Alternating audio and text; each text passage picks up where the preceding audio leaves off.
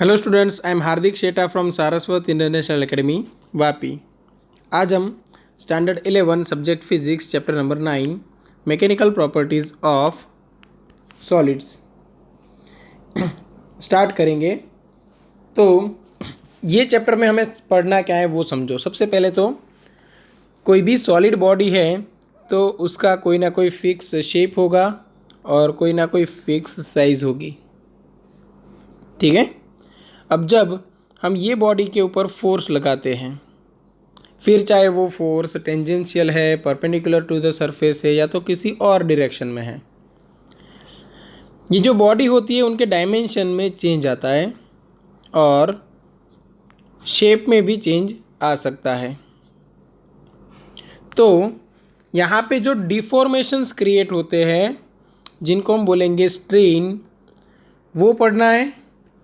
Strain के लिए जो मेन फैक्टर है स्ट्रेस, वो पढ़ना है। उसके बाद इलास्टिक मॉड्यूली पढ़ना है। 3 टाइप के मॉड्यूलस आप पढ़ोगे, 3 टाइप के स्ट्रेन, 3 टाइप के स्ट्रेस, और फिर ये सिलेबस आगे बढ़ेगा, ठीक है। तो सबसे पहले स्टार्ट करते हैं इलास्टिसिटी से। देखो, आपके चैप्टर में के इंट्रोडक्शन पार्ट में आपको कुछ डेफिनेशंस दी हुई है, अच्छे से पढ़ना है, ठीक है। जैसे सबसे पहले इलास्टिसिटी या तो इलास्टिक डिफॉर्मेशन किसे बोलते हैं समझो। कोई एक बॉडी है, सपोज एक स्प्रिंग है ऐसी, यहाँ पे रिजिड सपोर्ट है, मैंने टेंशन फोर्स क्रिएट किया, मैं ये स्प्रिंग को खींच रहा हूँ, तो स्प्रिंग का जो डायमेंशन है उसमें चेंज आया।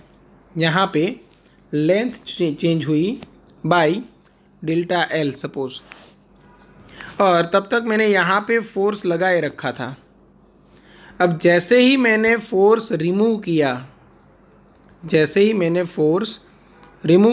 वो स्प्रिंग अपनी पोजीशन में वापस आ गई,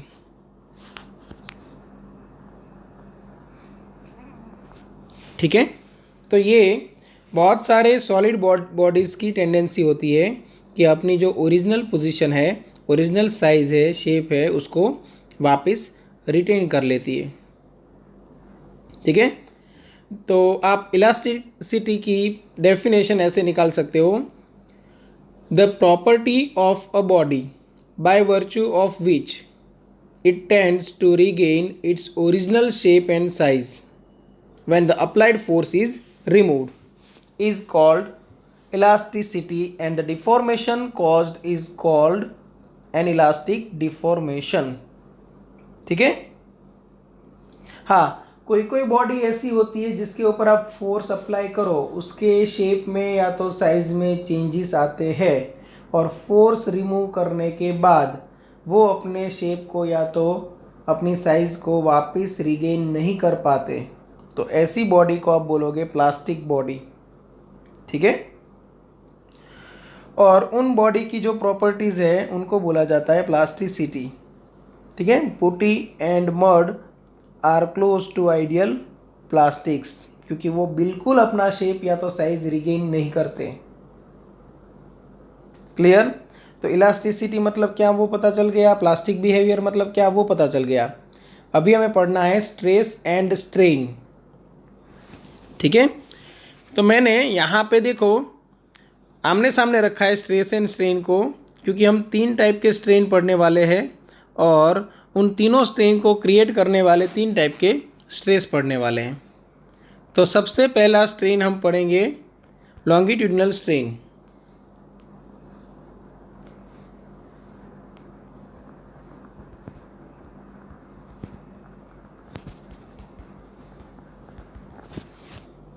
ठीक है।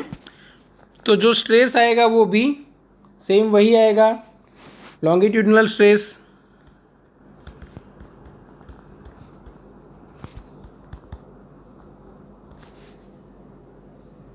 ठीक है। उसके बाद हम पढ़ने वाले हैं वॉल्यूम स्ट्रेन,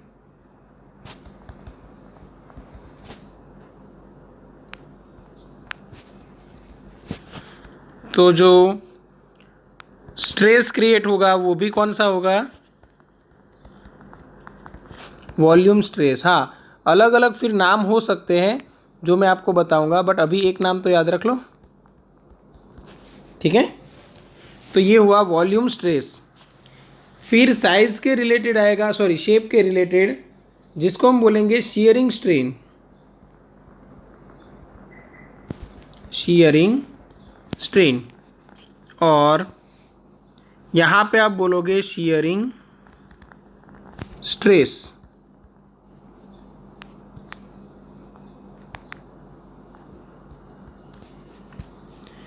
ठीक है। चलो, तो ये होता क्या है, सपोज किसी एक बॉडी के ऊपर, किसी एक बॉडी के ऊपर या तो आप दोनों ओर से या तो किसी एक ओर से टेंसाइल फोर्स लगाओ या तो कंप्रेसिव फोर्स। अगर दोनों तरफ से आप फोर्स को अंदर की ओर ऐसे लगा रहे हो तो ये कंप्रेसिव फोर्स हुआ, ठीक है। मतलब अगर लेंथ बढ़ाने के लिए आपने फोर्स लगाया तो टेंसाइल फोर्स, लेंथ डिक्रीज करने के लिए फोर्स लगाया तो कंप्रेसिव फोर्स। तो बॉडी के डायमेंशन में चेंज आते हैं। तो लॉन्गिट्यूडिनल स्ट्रेन, स्ट्रेन को हम एप्सिलॉन से डिनोट करेंगे और स्ट्रेस को सिग्मा से। तो लॉन्गिट्यूडिनल स्ट्रेन है एप्सिलॉन एल इक्वल टू हम लिखेंगे डेल्टा एल बाई एल, ठीक है, delta L by L.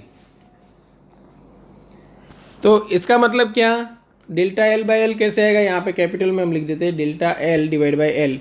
Delta L by L में जो एल है वो ओरिजिनल लेंथ है, आपने जब स्ट्रेस लगाया तो उसकी लेंथ में चेंज आया, वो चेंज है डेल्टा एल। मतलब डेल्टा एल में आप लिखोगे final length minus initial length, और एल क्या रहेगा, एल रहेगा सिर्फ इनिशियल लेंथ, ठीक है।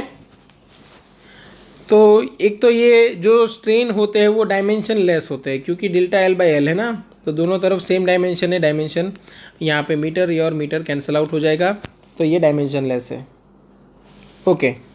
अब उसके लिए जो नेसेसरी स्ट्रेस है वो कौन सा है, लॉन्गिट्यूडिनल स्ट्रेस। तो ये हुआ सिग्मा एल।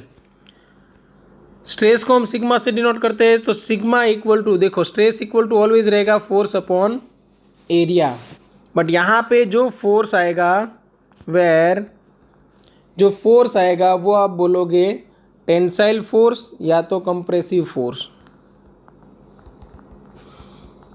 या तो लेंथ बढ़ाने वाला फोर्स या तो लेंथ डिक्रीज करने वाला फोर्स, ठीक है। ये है एरिया जिस सरफेस के ऊपर फोर्स लग रहा है उसका, ठीक है। चलो यहाँ तक समझ में आया।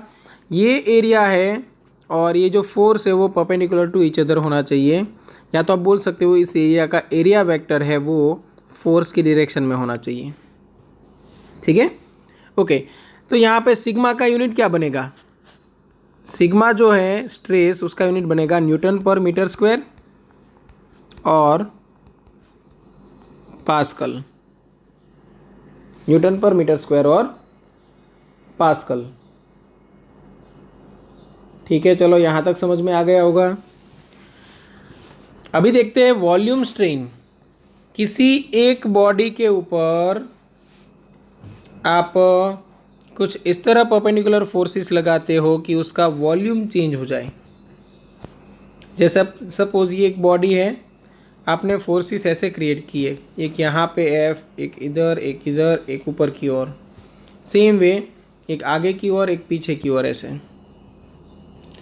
हर एक डायरेक्शन से आपने परपेंडिकुलर फोर्सेस लगाए, तो आपने ये बॉडी का शेप चेंज नहीं किया। क्या चेंज किया यहाँ पे, हमने यहाँ पे चेंज किया है वॉल्यूम, ठीक है। ज़रूरी नहीं कि एक ही शेप की बॉडी होनी चाहिए, कोई भी शेप है। सपोज़ आप एक गुब्बारा भी आप फुला रहे हो तो कुछ ऐसा शेप बनेगा, ठीक है, जिसमें जैसे आप हवा भरते हो तो यहाँ पे जो सरफेस है उसके ऊपर परपेंडिकुलर फोर्स लगता है, इसीलिए तो वॉल्यूम इंक्रीज होता है, ठीक है। तो यहाँ पे सरफेस से परपेंडिकुलर फोर्स होना ज़रूरी, मतलब प्रेशर क्रिएट होना ज़रूरी। तो वॉल्यूम स्ट्रेन एप्सिलॉन एल को आप डिनोट करोगे, सॉरी एप्सिलॉन वी को आप डिनोट करोगे डेल्टा वी बाई वी। तो सेम यहाँ पे ये भी डायमेंशन लेस ही रहेगा।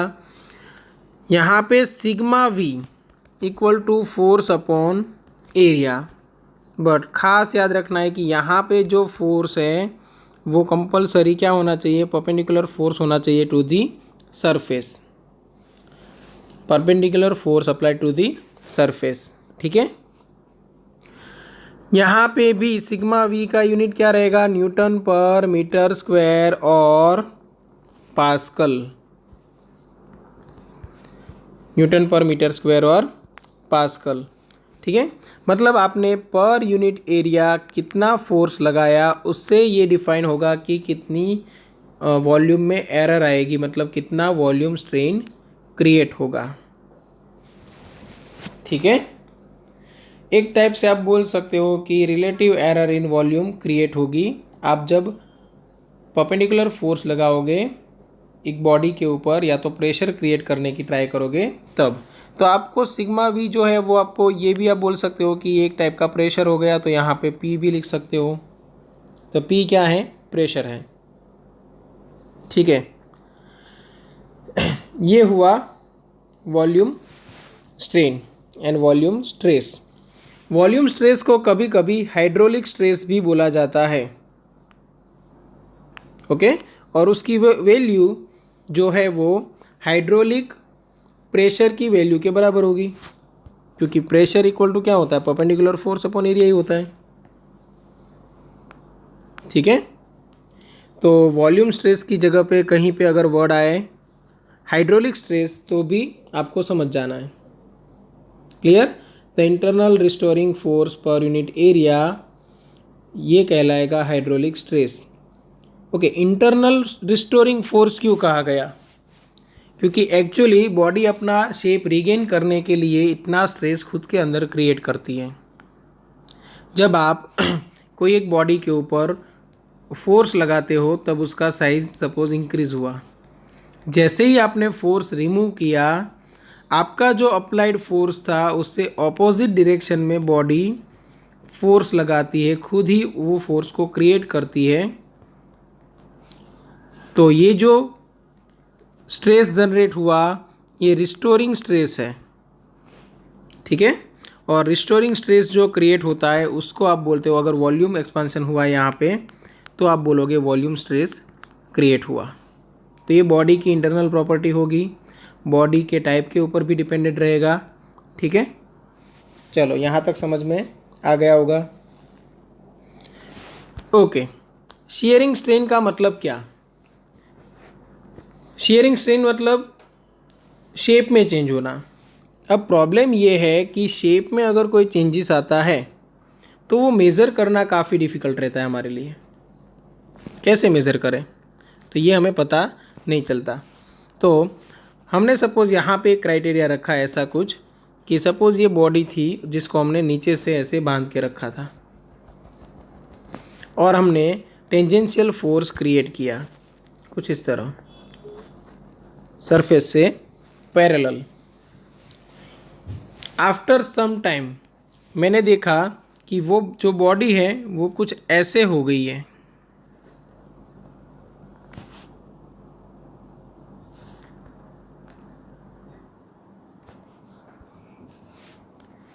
अब इसका क्या मतलब हुआ कि जो मैंने फोर्स लगाया था उसकी वजह से ये जो डायमेंशन है उसमें डेल्टा एक्स जितना चेंज आया, और वो भी पर एच हाइट पे डेल्टा एक्स जितना चेंज आया।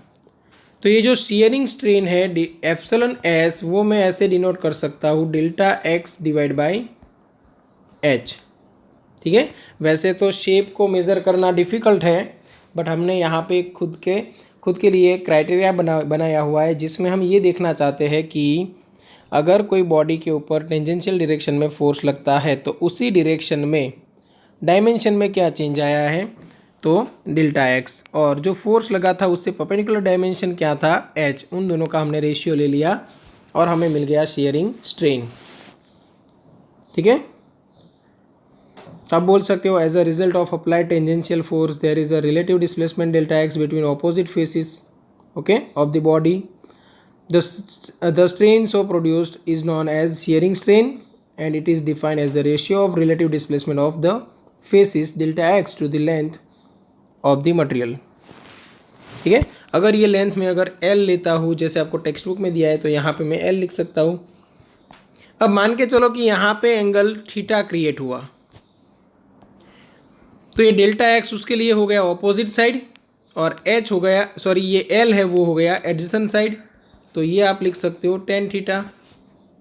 और अगर थीटा है वो वेरी वेरी स्मॉल है तो आप tan theta equal to direct theta भी लिख सकते हो. ठीक है, तो यहाँ पे बॉडी के अंदर अपनी पोजीशन रिस्टोर करने के लिए जो स्ट्रेस जनरेट होगा वो होगा शियरिंग स्ट्रेस. और शियरिंग स्ट्रेस इक्वल टू आएगा tangential force divide by area. Tangential force divide by area. ठीक है, तो आप यहाँ पे लिख सकते हो वेयर एफ टी क्या है, एफ टी है टेंजेंशियल फोर्स. ओके, और यहाँ पे जो यूनिट बनेगा सिग्मा एस के लिए वो बनेगा न्यूटन पर मीटर स्क्वायर. बट इसको हम पास्कल नहीं बोल सकते. क्यों नहीं बोल सकते? क्योंकि यहाँ पे जो फोर्स है वो परपेंडिकुलर फोर्स नहीं है. मतलब यहाँ पे कोई प्रेशर क्रिएट नहीं हो रहा है. प्रेशर क्रिएट नहीं हो रहा है तो हम ये नहीं बोल सकते कि यहाँ पे यूनिट आ सकता है पास्कल. ठीक है, अगर प्रेशर क्रिएट होता तभी हम यूनिट लिखते हैं पास्कल. क्लियर? ओके, चलो यहाँ तक समझ में आ गया होगा. ये बॉडी अपना शेप रिटेन करने की ट्राई क्यों करती है? तो जब आप फोर्स लगाते हो किसी बॉडी की लेंथ में, सपोज आपने चेंज करने की कोशिश की तो यहाँ पे जो इंटर मॉलिक्यूलर जो बॉन्डिंग होता है वो बॉन्डिंग का नेचर स्प्रिंग जैसा होता है. तो मतलब आपने एक स्प्रिंग को खींचने की ट्राई की, जैसे ही आपने फोर्स रिमूव किया वो सभी छोटी छोटी स्प्रिंग्स है वो अपनी इनिशियल पोजीशन रीगेन करने की ट्राई करती है. तो जैसे ही आपने फोर्स रिमूव कर दिया वो बॉडी अपनी ओरिजिनल पोजीशन में आने की ट्राई करेगी. और अगर बॉडी की इलास्टिसिटी अच्छी है तो वो अपनी इनिशियल पोजीशन रिस्टोर करने की वो अपनी इनिशियल पोजीशन है वो रिस्टोर इजीली कर लेगी अगर इलास्टिसिटी अच्छी है तो. ठीक है, चलो अभी हमें एक यहाँ पे एक छोटा सा लॉ पढ़ना है जिसको बोलते हैं हुक्स लॉ. ठीक है, इलास्टिक बॉडी के लिए ये लॉ इम्पोर्टेंट है तो अच्छे से देखना. हुक्स लॉ क्या कहता है? For small deformations the stress and strain are directly proportional to each other. ये उसका स्टेटमेंट है. For small deformations. ठीक है, आप बोल सकते हो stress is directly proportional to strain. मतलब sigma is directly proportional to epsilon.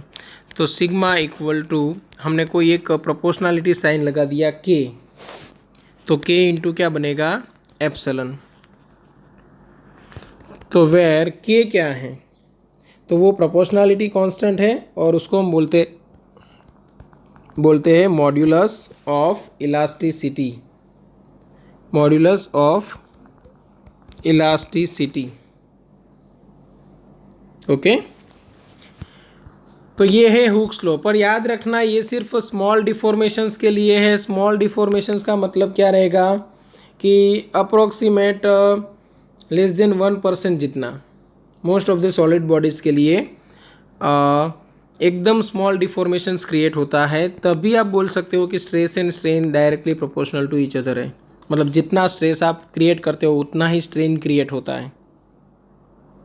ठीक है, अगर हद से ज़्यादा आपने स्ट्रेस क्रिएट कर लिया तो स्ट्रेन उतना ज़्यादा क्रिएट होगा नहीं.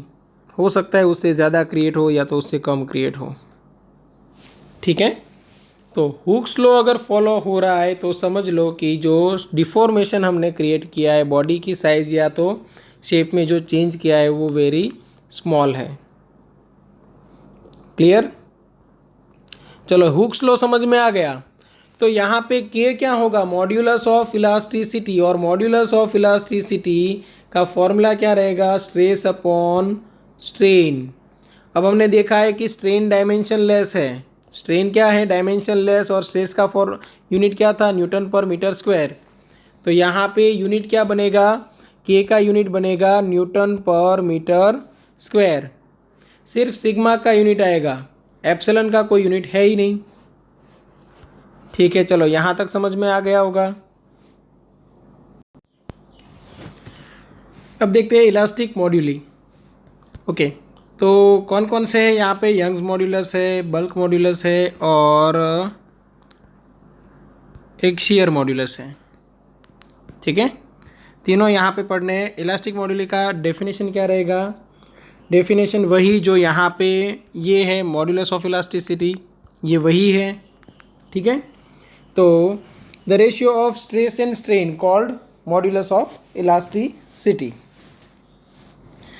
ओके, तो ये हमने क्यों निकाला, स्ट्रेस एंड स्ट्रेन का रेशियो क्यों निकाला, क्योंकि हमें मटेरियल की क्वालिटी है या तो उनकी कैरेक्टरिस्टिक्स है, उनको कंपेयर कराना था। तो डिफरेंट मटेरियल्स के लिए हम मॉड्यूलस ऑफ इलास्टिसिटी निकालेंगे ताकि पता चले कि कौन से मटेरियल का बिहेवियर कैसा है, और अगर हमें कोई कंस्ट्रक्शन करना है तो कौन सा मटेरियल चूज़ करना पड़ेगा, किस टाइप का कंस्ट्रक्शन है, कंस्ट्रक्शन की क्वालिटी क्या होनी चाहिए, उसके लिए मटेरियल जो सिलेक्ट करना है उसका हम इलास्टिक मॉड्यूलस देखते हैं। ठीक है, तो यहाँ पे इलास्टिक मॉड्यूलस का डेफिनेशन वही रहेगा, ratio of stress and strain. Clear? जिसमें 3 टाइप के मॉड्यूलस है। यंग्स मॉड्यूलस, यंग मॉड्यूलस किसके लिए आएगा सोचो, तो ये longitudinal strain and longitudinal stress के लिए। तो जो यंग्स मॉड्यूलस है वाई, ये रहेगा longitudinal stress divide by longitudinal strain, मतलब force upon area divide by delta L by L. या तो यंग मॉड्यूलस का फॉर्मूला याद रखना है तो force into length divide by area into delta L, ये यंग मॉड्यूलस का formula.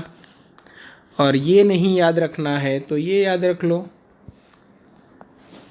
Force divide by area मतलब स्ट्रेस, नीचे आएगा स्ट्रेन, दोनों लॉन्गिट्यूडनल आएंगे। ठीक है, चलो यहाँ तक समझ में आ गया होगा। और फिर जो हम ये डिटेल में पढ़ने वाले हैं वो हम डिटेल में पढ़ेंगे एग्जाम्पल्स में। और एक थियरी आपको दे रखी है कि यंग्स मॉड्यूलस है उसकी वैल्यू कैसे निकाले किसी भी वायर के लिए। ठीक है, तो आपको टेक्स्ट बुक में एक टेबल दिया हुआ है जिसमें अलग अलग मटेरियल के यंग्स मॉड्यूलस आपको दिए हुए हैं। जैसे एल्यूमिनियम है तो 70 इंटू 10⁻9 समथिंग है, कॉपर के लिए 110 है, आयरन के लिए 190, स्टील के लिए 200। ठीक है, ये भी हो सकता है कि किसी एक बॉडी के लिए आप टेंसाइल फोर्स लगाते हो तो उस हिसाब से force upon area divide by delta L by L कुछ अलग मिले, और कंप्रेसिव फोर्स के टाइम पे कुछ अलग मिले। ठीक है ना, मतलब यंग मॉड्यूलस की वैल्यू चेंज हो सकती है अगर स्ट्रेस एंड स्ट्रेन का टाइप चेंज हो जाए। जैसे कि बॉन्ड की बात करें तो बॉन्ड की टेंसाइल स्ट्रेंथ अच्छी होती है बट कंप्रेसिव स्ट्रेंथ उतनी ज़्यादा नहीं होती। ठीक है, चलो यहाँ तक समझ में आ गया। अभी एक दूसरा मॉड्यूलस पढ़ लेते हैं फटाफट, जो कि है शेयर मॉड्यूलस। शेयर मॉड्यूलस को हम कैपिटल जी से डिनोट करते हैं। कैपिटल जी इक्वल टू यहाँ पे जो स्ट्रेस आएगा वो शेयरिंग स्ट्रेस डिवाइड बाय जो स्ट्रेन आएगा वो शेयरिंग स्ट्रेन। ओके, तो यहाँ पे भी फॉर्मूला कुछ इस तरह बनेगा, force upon area, but force कौन सा होना चाहिए, टेंजेंशियल फोर्स। और यहाँ पे बनेगा delta x divide by L, जो हमने यहाँ पे डायग्राम बनाया था उसके लिए। ठीक है, और उसकी जगह पे आप टेन थीटा भी लिख सकते हो, और अगर थीटा वेरी स्मॉल है तो टेन थीटा की जगह पे थीटा भी लिख सकते हो। If theta is very small. ठीक है, तो ये हो गया जी। तो फोर्स अपॉन एरिया मतलब सिग्मा, वो आपको ये ऐसे भी मिल सकता है जी थीटा, अगर थीटा वेरी स्मॉल है तो। ये भी याद रखने वाली बात है कि फॉर मोस्ट ऑफ द